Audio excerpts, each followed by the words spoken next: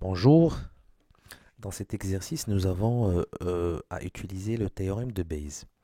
Donc on a ici à droite sur R, on a Super D est un important distributeur vidéo qui achète ses DVD vierges de deux sources. Donc on a Discmaker qui fournit 62% des DVD et Media Supply qui lui fournit 38% restant.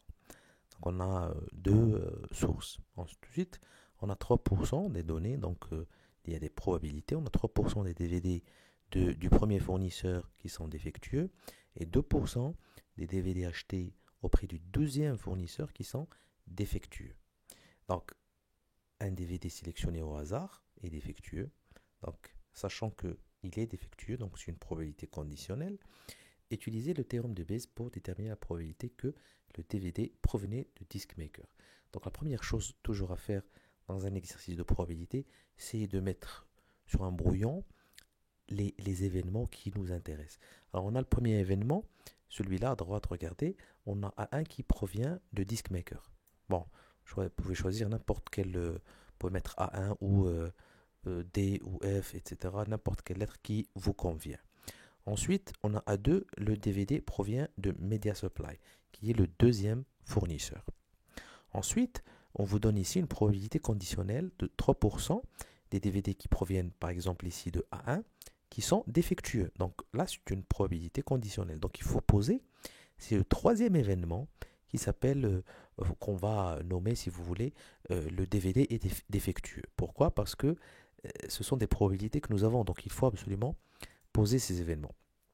Maintenant, lorsqu'on aura posé bien sûr les événements qui nous intéressent, regardez ici, moi je vais utiliser comme je préfère toujours, c'est l'approche tabulaire, le tableau pour calculer les théorèmes de Bayes. Donc la première chose, c'est de poser les événements qui m'intéressent au départ.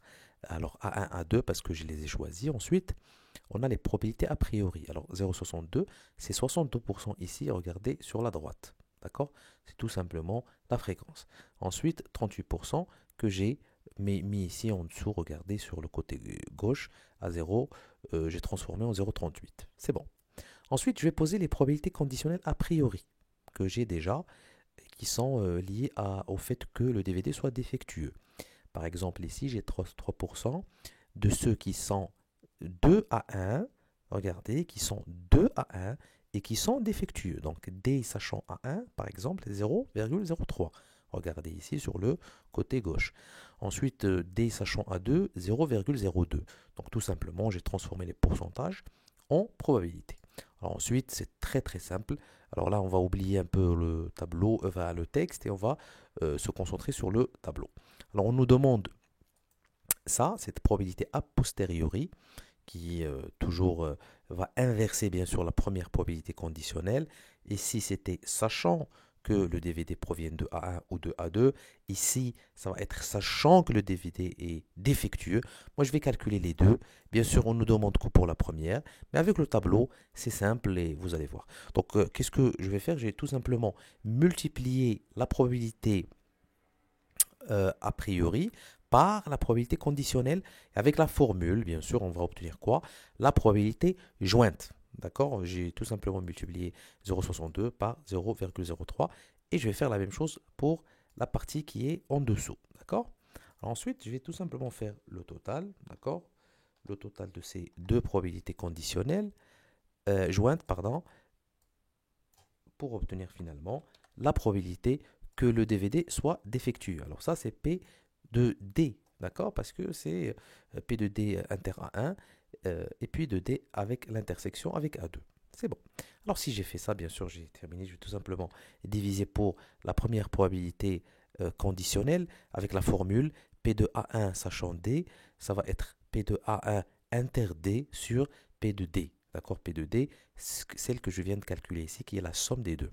D'accord? Donc je vais diviser ça par P de D et je vais obtenir cette probabilité conditionnelle. Ensuite, je vais faire la même chose, bien sûr, pour la deuxième, même si ce n'est pas demandé ici dans l'exercice.